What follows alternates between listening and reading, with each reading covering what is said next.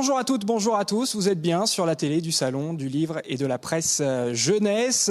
On est donc le 3e jour de cet événement, de ce salon exceptionnel pour cette 36e édition. Vous le voyez, 2 invités sont à mes côtés. On va commencer par vous, Sophie de Raltuc. Bonjour. Vous êtes comédienne, lectrice à voix haute et on va vous retrouver à la fin de ce fil info pour quelques petites lectures, quelques dédicaces. Frédéric Lavabre est également avec nous. Bonjour. Bonjour. Vous êtes le fondateur de Sarbacane Édition, dont vous êtes également le directeur éditorial BD. Alors pour ceux qui ne connaissent pas du tout Sarbacane Édition, est-ce qu'on peut expliquer simplement quelle est la philosophie, la ligne éditoriale de cette maison d'édition ? Sarbacane, c'est une maison qui existe depuis 18 ans. C'est notre 18e Montreuil. Vous êtes majeur ? On est majeur, tout juste majeur. Voilà, on a été fondé en 2003. Les premiers livres sont sortis en mars 2003. Et on publie depuis maintenant chaque année une centaine de livres qui s'appuient sur trois catalogues. Un catalogue d'albums, puis d'éveil, qui est dirigé par Emmanuel Bulk. Un catalogue de romans par Thibaut Bérard. Et le catalogue de bande dessinée qui est dirigé par moi. Et puis évidemment, je chapeaute l'ensemble et je fais aussi de la direction artistique puisque c'est mon premier métier, directeur artistique. Et on peut dire qu'il y en a un peu pour tous les âges chez vous. Il y en a pour tous les âges et pour tous les goûts. La particularité peut-être de notre maison, au début quand on s'est fondé, on n'avait pas, j'en avais pas en se disant à faire des livres tout carrés ou des livres sur tel papier où on va être que engagé, où on va être que drôle. Pas de dogme. Pas de dogme. On a abordé ça avec beaucoup de modestie en se disant voilà, on va essayer. Par contre, on avait une envie, c'était de s'adresser vraiment aux enfants. Et que les livres soient des moments de plaisir avec les parents. Voilà.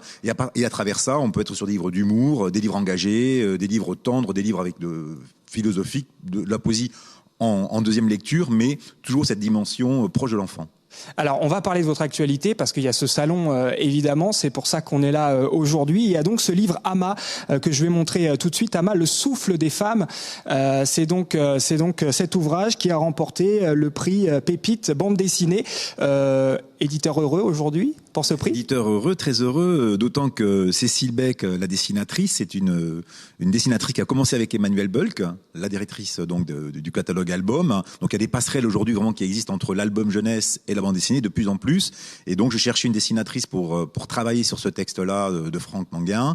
Et puis Cécile était dans les locaux, j'ai regardé son book, on a discuté. Et puis elle a fait sa première bande dessinée. Donc c'est sa première bande dessinée. Et donc pour une première bande dessinée, c'est quand même un joli coup de maître. Ça raconte quoi ? Alors ça raconte l'histoire de ces plongeuses au Japon, il y en a aussi en Corée, qui sont ces plongeuses à seins nus qui plongent pour aller chercher les ormeaux. Et donc vous voyez, elles sont attachées avec une corde et au bout de perles, c'est ça, on peut dire. Voilà. Non, oui, c'est ça, ouais. des perles dans les ormeaux. Et donc elles sont attachées à une corde sur lequel en général c'est soit le frère, soit le mari qui les tiennent. Mais en fait les patronnes sont bien elles. Et donc ce qui est intéressant dans ce récit, ça se passe des années 60 jusqu'à aujourd'hui, c'est de rencontrer ces femmes dans une société hyper corsetée qui est celle du Japon. Ô combien, et sur le corps encore plus, et en même temps qui sont en effet des patronnes, c'est elles qui atterrent, boivent, sont entre femmes, discutent. Le matriarcat. Le matriarcat est dans une société qui l'est pas du tout. Et donc, en même temps, ça raconte des destins de femmes et d'une toute jeune Tokyoïte qui arrive chez sa tante.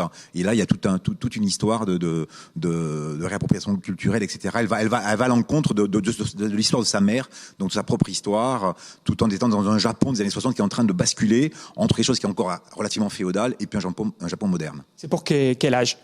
Ça peut être lu dès le CM2 6e, mais évidemment, c'est tout public. C'est comme tous les bons livres comme Astérix, Tintin et tout ça, toutes les bonnes BD sont pour tout âge. Ça peut se lire à tous les âges. Ama, le souffle des femmes, donc qui a remporté, vous l'avez compris, cette pépite dans la catégorie BD. Justement, on va marquer un instant pépite tout de suite dans ce fil info avec, vous le savez, chaque jour, des enfants, des adolescents qui font partie des jurys et qui nous livrent leurs critiques des ouvrages qu'ils ont pu découvrir à l'occasion de ce salon. Tout de suite, on va écouter Émilie. Elle nous parle de ce livre que vous voyez à l'image. Ça s'appelle La Capucine, dans la catégorie fiction junior. On écoute Émilie. Bonjour, j'ai lu La Capucine de Marie Desplechin. Ça m'a beaucoup plu. Ça m'a appris qu'avant, il y avait des femmes et des enfants qui étaient employés très dur au champ, qui n'avaient pas beaucoup d'argent et pas beaucoup à manger. Donc c'était assez instructif. J'ai beaucoup aimé l'héroïne parce qu'elle avait un côté rebelle. Et vu qu'elle dit ce qu'elle pense, c'est pas toujours adapté aux circonstances et ça peut faire des situations très drôles. Elle m'a beaucoup fait rire. J'ai beaucoup aimé la couverture, je l'ai trouvée très jolie avec ses tons pastels et c'était une très bonne lecture.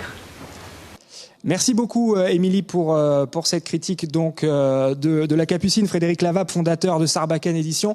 Qu'est-ce que ça représente pour vous finalement ce prix Pépite? On se dit quoi quand on est éditeur? Que ça va être un tremplin, un booster pour faire mieux connaître, plus connaître cette BD? Oui, déjà c'est du plaisir et c'est du bonheur pour les auteurs, pour la maison. Cette BD, en plus, elle devait sortir en avril, hein. Donc elle n'est pas sortie en avril, elle est sortie au mois de mai.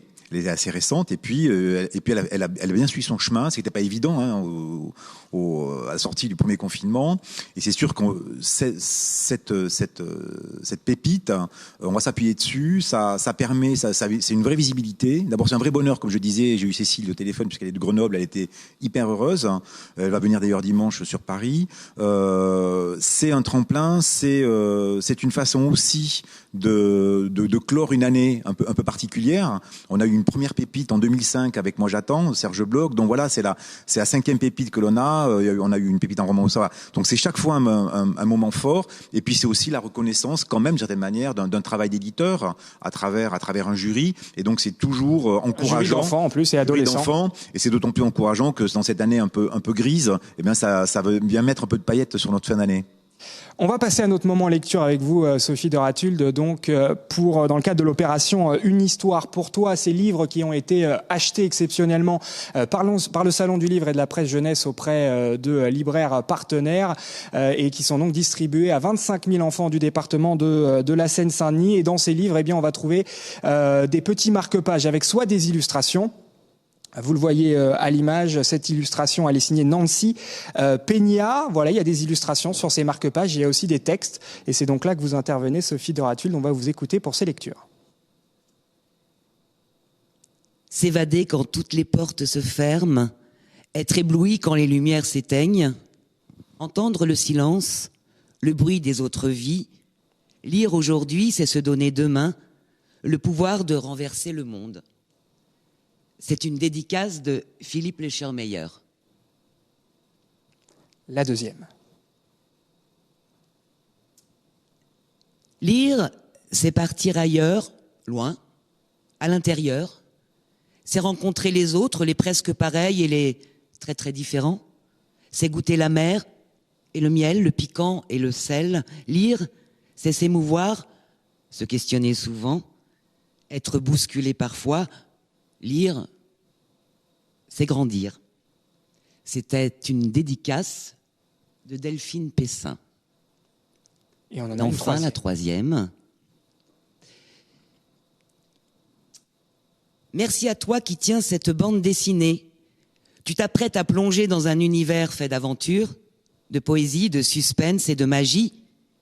En cette période unique que nous vivons, les livres sont plus que jamais présents à tes côtés pour te faire vivre des histoires auprès de tes héros préférés.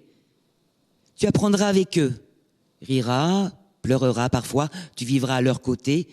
On ne t'oublie pas même si tu es chez toi. C'était Max Lermenier. Merci beaucoup Sophie de Ratulde, comédienne, lectrice à voix haute. On va vous retrouver d'ailleurs tout au long de cette journée. Mais merci également à notre invité Frédéric Lavabre d'avoir été avec nous, fondateur de Sarbacane Éditions. Et bravo encore pour ce prix Pépite d'Or dans la catégorie bande dessinée. Moi je vous dis à très vite donc sur cette télé du salon. On va se retrouver tout au long de cette journée. Rendez-vous à 11h15 si vous voulez suivre un rendez-vous en particulier, hein, mais c'est du 24-24 cette télé du salon. Donc vous avez de quoi vous servir. À 11h15, rendez-vous avec Du bout des doigts avec Annabelle Buxton. Moi je vous dis à très vite donc. Salut.